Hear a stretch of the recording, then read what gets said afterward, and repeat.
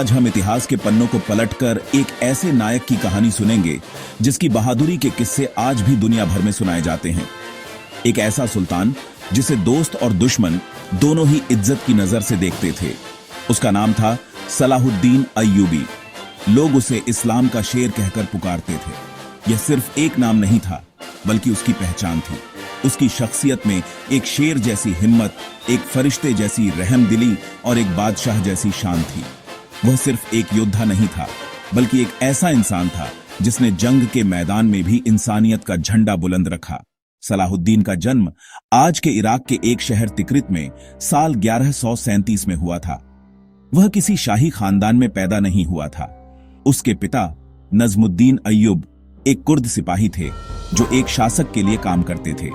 उसका बचपन आम बच्चों जैसा ही था, लेकिन उसकी आंखों में कुछ खास करने के सपने थे। उसे बचपन से ही तलवारबाजी, घुड़सवारी और जंग की तालीम दी गई, लेकिन इन सबसे ज्यादा उसे उसके पिता और चाचा शिरकुह ने ईमानदारी और इंसाफ का पाठ पढ़ाया। जब सलाहुद्दीन जवान हुआ तो वह अपने चाचा शिरकुह के साथ मिस्र के एक फौजी अभियान पर गया। उस वक्त किसी ने नहीं सोचा था कि यह नौजवान एक दिन इतिहास लिखेगा।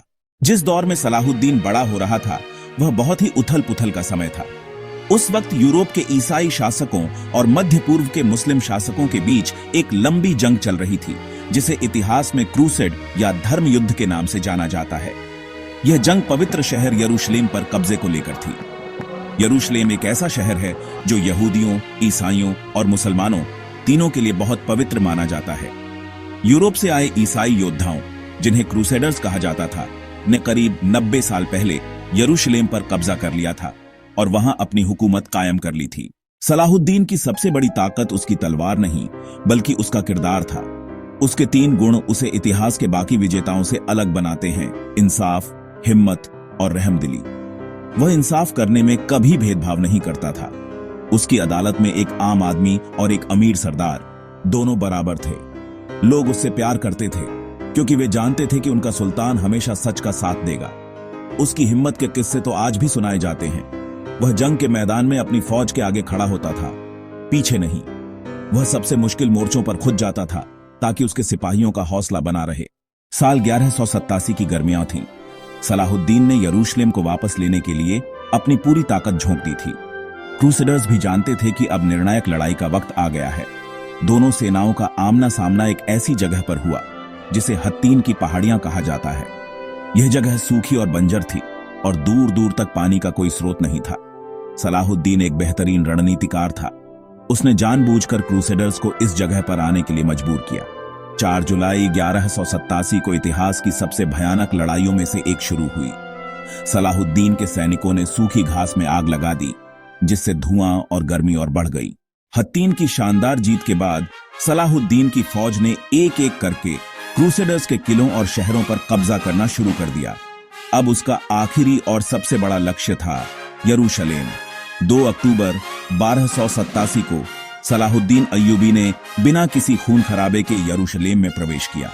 उसने शहर की पवित्र जगहों की सुरक्षा का आदेश दिया और ईसाइयों को उनके पवित्र स्थलों पर पूजा करने की आजादी दी। उसने नफरत का जवाब नफरत से नहीं, बल्कि इंसानियत से दिया। सलाहुद्दीन की जीत की खबर जब यूरोप पहुंची तो वहां हड़कंप मच गया।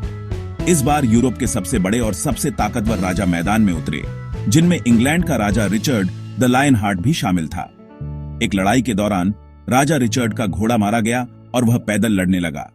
जब सलाहुद्दीन ने यह देखा तो उसने फौरन अपने अस्तबल से 2 बेहतरीन घोड़े रिचर्ड के लिए भिजवाए ताकि लड़ाई बराबरी की हो। एक बार राजा रिचर्ड बहुत बीमार पड़ गया। जब यह खबर सलाहुद्दीन तक पहुंची तो उसने अपने दुश्मन के लिए दवाइयां, ताजे फल और बर्फीला पानी भिजवाया। साल 1293 में सिर्फ 56 साल की उम्र में सलाहुद्दीन अय्यूबी इस दुनिया को अलविदा कह गया। लेकिन उसकी विरासत उसकी जीती हुई जमीनों से कहीं ज्यादा बड़ी है। उसकी विरासत है इंसाफ, बहादुरी, रहमदिली और इंसानियत का वह पैगाम जो आज भी दुनिया के लिए एक मिसाल है। उसकी कहानी आज के दौर में और भी ज्यादा प्रासंगिक हो जाती है।